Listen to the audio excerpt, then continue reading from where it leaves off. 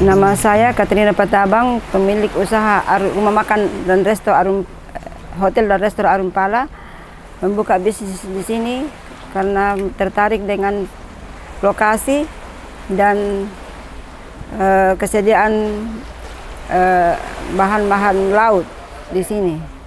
Dan kami di sini tertarik karena banyak pengalaman yang kami dapat dari tamu kami turis dari Eropa, mancanegara dan Amerika, selalu mencari tempat yang pemandangan indah, sedangkan yang di Parepare tidak ada sea view-nya.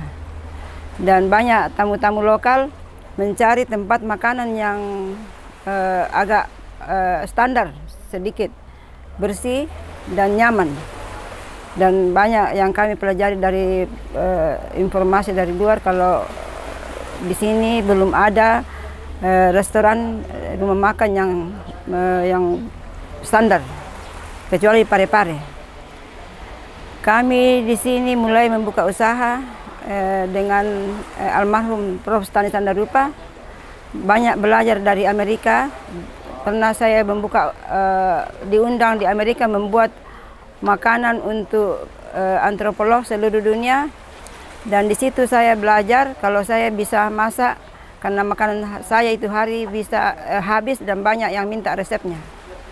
Dan suami saya ambil inisiatif dan memang kami dulu suami saya punya prinsip kita belajar setinggi-tingginya, kita harus juga berbagi dengan orang lain dengan membuka satu usaha. Karena saya tertarik dengan usaha kuliner, makanya suami saya membukakan usaha di sini.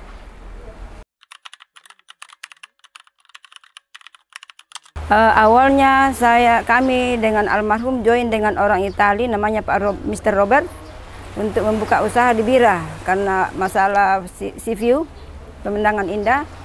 Tapi kami masalah keamanan itu hari kami di jalanan beberapa kali ditodong kalau pulang malam. Jadi kami sepanjang pulang dari atas kita jalan-jalan selalu lewat dan kita melihat daerah ini agak potensial untuk tempat buka usaha di daerah baru, karena memang daerah baru belum ada tempat usaha yang waktu itu yang standar, semuanya siap saji.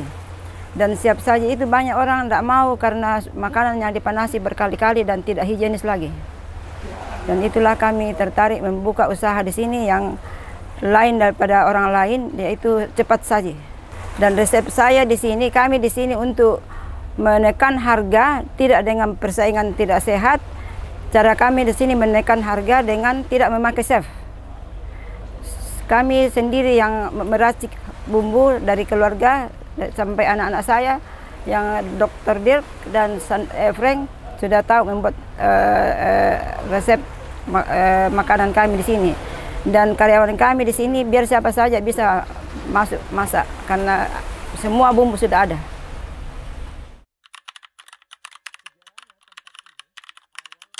Ini dulu pemiliknya namanya nama rumah makannya Arum Pala. Arung. Nah, Arum Pala juga saya bisa pakai karena saya tanya nenek di Toraja bilang bisa juga kamu pakai karena nenek saya dulunya Arum Palaka di Goa. Masih ada hubungan keluarga. Tapi saya ganti ke Pala Indah. Pala Indah mungkin 4 tahun orang tetap cari Arum Pala. Jadi saya ganti Arum.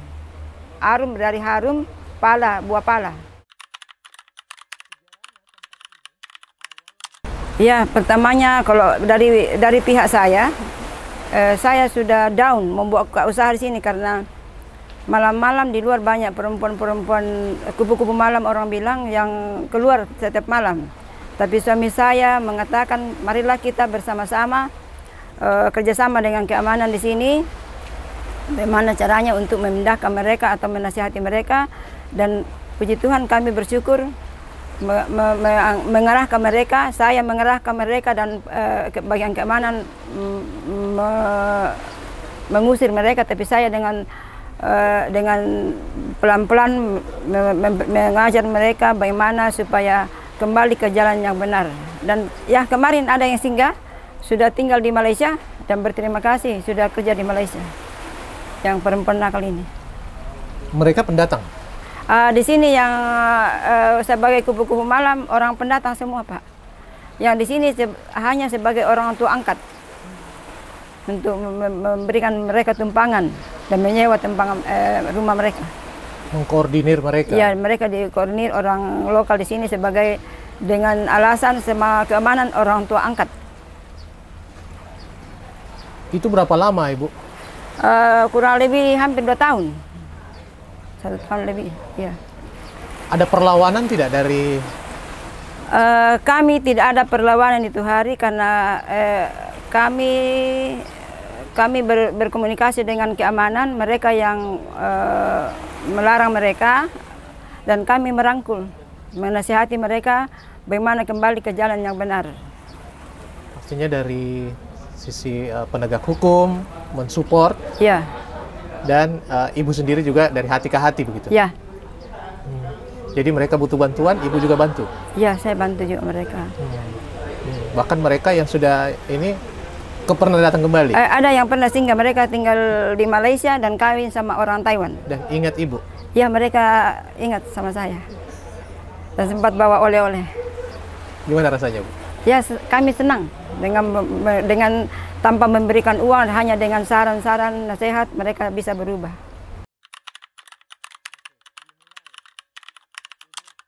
Ya, banyak suka dukanya. Anak-anak sekolah.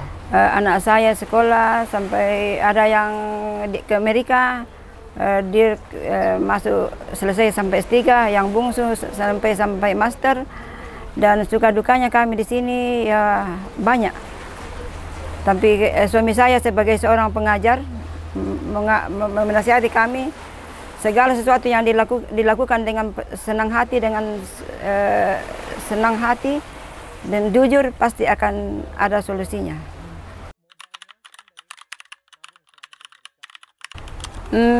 Awalnya kami ada modal sendiri dari hasil penjualan tanah yang Kebira itu, dan dalam tahun ke-6 baru saya dapat support dari BRI, dapat pinjaman dari BRI, dan ada juga adik dari Belanda kasih dana sedikit membantu sampai bisa membuat hotel.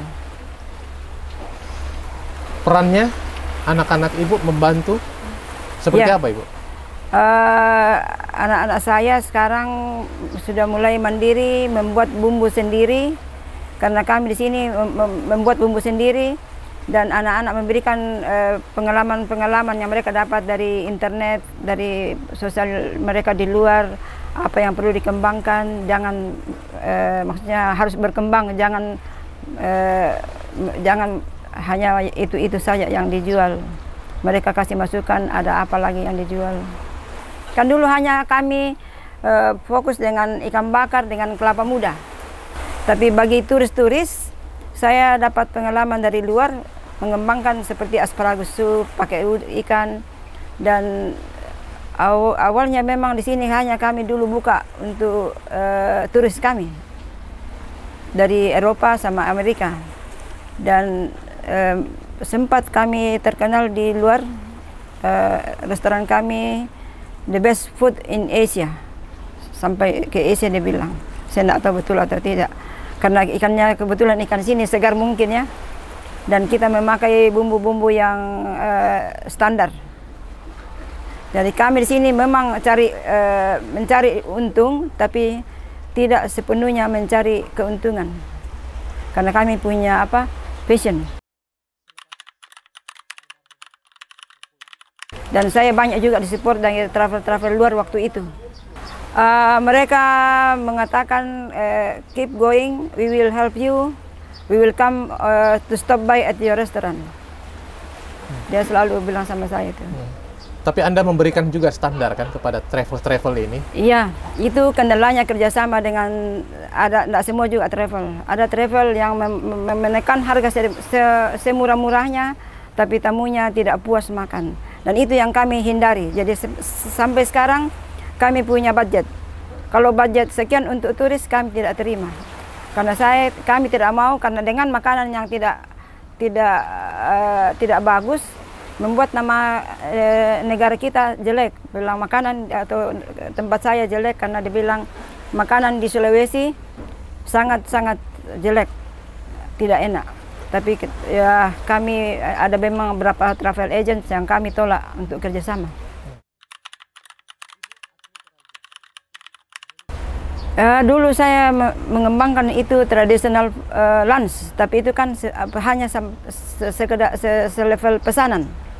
Karena kalau mau buat restoran begini mungkin belum di Toraja waktu itu, karena di Toraja kebanyakan musiman. Nanti kalau high season baru banyak tamu, kalau low season tidak ada tamu. Jadi itulah kendalanya, kami tidak mau membuka full. Jadi kita hanya buka sesuai dengan, tapi itu pun untuk turis-turis mancanegara. Bukan hanya kami memilih, tapi memang mereka membutuhkan lunch yang kita beritahu mereka, you see, not just see, you have to touch and feel. Jadi mereka melihat pemandangan indah di Toraja, mereka harus merasakan dan mereka harus memakan apa yang orang Toraja makan, tapi masih standar internasional. Oke. Ibu di sini mempekerjakan orang-orang lokal. Kenapa ya, Ibu? Itulah waktu saya membuat izin prinsip, kan kami berusaha di pinggir laut, harus ada izin prinsip. Dan kami kemukakan kepada Pak Bupati, kami membuka usaha di sini untuk mengembangkan daerah baru dan mengembangkan orang sekitar sini. Kami tidak mau mereka menonton saja apa yang kami hasilkan, mereka juga harus merasakan apa yang kami hasilkan. Para nelayan, tukang ayam, terus ibu-ibu di sini dulu kalau siang hanya bergosip. Dan sekarang kami rangkul ibu-ibu di sini. Sampai pernah Pak RT bilang, wah sudah kurang orang gosip-gosip di samping rumahnya gara-gara ibu rangkul ibu-ibu di sini. Tanpa melihat perbedaan, Ibu? Oh tidak. Kami tidak melihat perbedaan agama, tua, muda. Pernah saya ditegur dari orang, kenapa pekerjakan orang tua? Sebab ini orang tua hanya cuci piring, kasihan orang suaminya sudah tua, jadi dia harus cari makanan untuk suaminya. Dan saya di sini mengajar kepada ibu-ibu di sini, kan di sini ada istilah apa dia, suka kawin laki-laki. Ya, dan saya anjurkan kepada mereka, jangan kamu menangis. Kamu harus pintar juga, harus menghasilkan uang juga. Jadi kalau suami kamu pergi selingkuh, kamu tidak takut karena kamu bisa cari uang juga. Dan mereka survive dengan itu. Saya bilang kamu tidak boleh menangis. Berarti Anda peduli juga ya dengan sekitar ya? Ya, karena kita harus mengembangkan juga. Jangan hanya mencari keuntungan. Semua orang cari keuntungan, tapi kita juga harus mengembangkan orang daerah sekitar sini. Makanya setiap tahun kami open house, bukan untuk pejabat, tapi siapa saja masyarakat rendah, nelayan, penjual ikan, tukang bangunan, sampai saya biasa terharu menangis, mereka kok senang sekali makan di sini, makan gratis, menyanyi bersama-sama, adakan perlombaan fashion show, dancing untuk anak. Karena biasa kalau saya lewat-lewat di samping rumahnya orang sore-sore, mereka menyanyi, kasihan, dancing. So, oh ini bisa mereka kita angkat di sini, walaupun selevel di sini saja, tapi mereka bangga bisa dance, bisa menyanyi, bisa fashion show. Ya itulah kami punya di sini, visi misi kita. Kita tetap mencari keuntungan, tapi berbagi dengan orang lain.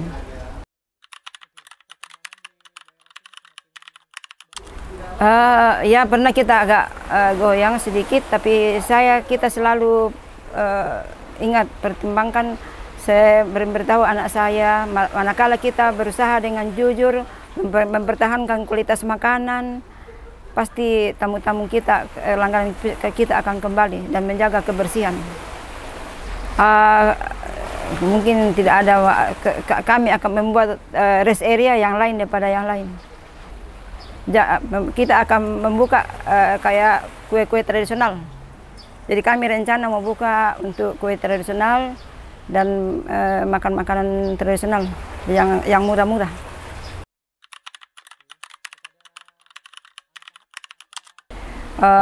Saya anjurkan kepada anak saya, walaupun kamu berhasil di luar tempat, tetap kembangkan usaha ini.